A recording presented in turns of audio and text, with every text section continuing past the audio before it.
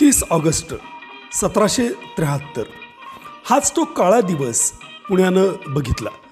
शनिवार वाड्यामध्ये कोवळ्या नारायणरावाची हत्या काही गारद्यांनी क्रूरपणे केली आणि राजकारण किती घाणेरड्या पातळीवर येऊन पोहोचतं हे सर्वांनाच दिसलं.